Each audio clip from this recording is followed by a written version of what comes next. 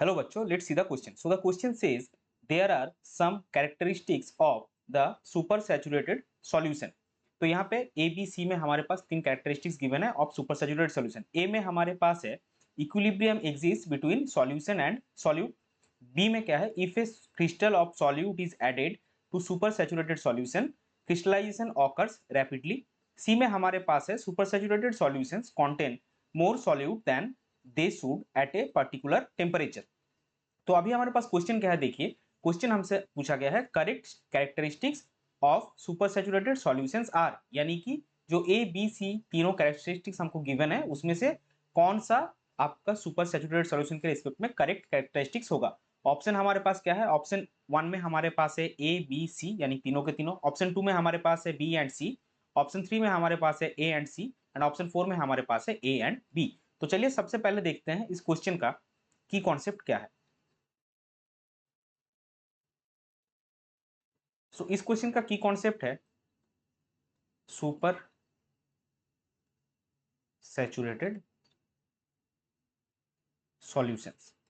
सो अभी देखिए जो सॉल्यूशन क्या होता है, हमको क्या पता है, सॉल्यूशन आपका सॉल्वेंट में एक सॉल्यूट डिसॉल्व होता है. तो यहाँ पे जनरली तीनों टर्म हम यूज करते हैं. एक आपका होता है अनसैचुरेटेड सॉल्यूशन, दूसरा आपका सैचुरेटेड सॉल्यूशन और तीसरा आपका सुपर सैचुरेटेड सॉल्यूशन. तो अनसैचुरेटेड हम कब बोलेंगे कि मान लीजिए आपके एक सॉल्वेंट में एक सॉल्यूट आप डिसॉल्व कर दे, तो सॉल्यूट का एक मैक्सिमम लिमिट तक डिसॉल्व हो सकता है.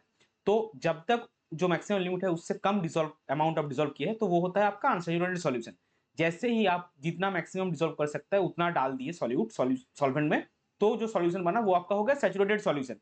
और लास्ट केस में आपका मैक्सिमम जितना कैपेसिटी है वो सॉल्वेंट का, वो सॉल्यूट को डिसॉल्व करने का, अगर आप उससे ज्यादा सॉल्यूट डाल दिए, यानी कि अगर आपके सॉल्यूशन में सॉल्यूट का अमाउंट सॉल्वेंट के अमाउंट के रिस्पेक्ट में एक्सेस हो गया, तो उसको हम बोलते हैं सुपर सैचुरेटेड सॉल्यूशन. सो वही हम लिख लेंगे in super saturated solution we have solvent plus excess solute. तो यहाँ पे देखिए जो सी वाला स्टेटमेंट है that in super saturated solution contain more solute than they should at a particular temperature, ये आपका करेक्ट स्टेटमेंट हो गया. अभी जैसे कि हमारे पास आप देख सकते हैं कि सॉल्यूट जो है वो एक्सेस अमाउंट में है, तो अगर वो एक्सेस अमाउंट में होगा तो ऑब्वियसली आपका सॉल्यूट और सॉल्वेंट के बीच में कोई भी इक्विलिब्रियम एग्जिस्ट नहीं करेगा. तो वो पॉइंट हम लिख लेंगे, since solute is in excess amount, no equilibrium will exist between solute and solvent. तो आपका जो ए वाला स्टेटमेंट गिवन है that equilibrium exist between solution and solute, ये आपका गलत हो गया. यहाँ पे आप सॉल्यूशंस भी लिख सकते.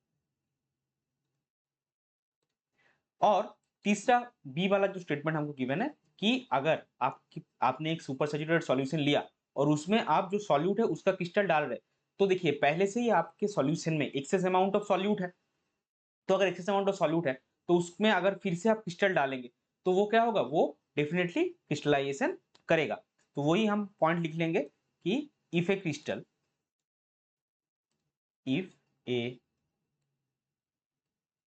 Crystal of solute is added to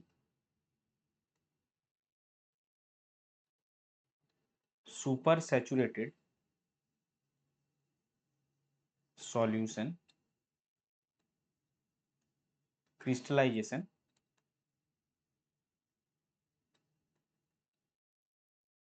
occurs rapidly. यानी कि बी वाला जो स्टेटमेंट है वो भी हमारा करेक्ट है. तो अभी करेक्ट स्टेटमेंट क्या हुआ, हमको निकालना था कि correct statement super saturated solution के केस में कौन सा होगा. तो करेक्ट स्टेटमेंट्स हमारे हुए बी और सी, जो कि आप देख सकते हैं ऑप्शन 2 में है, यानी कि ये आपका ऑप्शन 2 में है। सो इस पर्टिकुलर क्वेश्चन के लिए आपका करेक्ट फाइनल आंसर हो जाएगा option 2, that is B and C. I hope you understood it well. Best of luck. Thank you.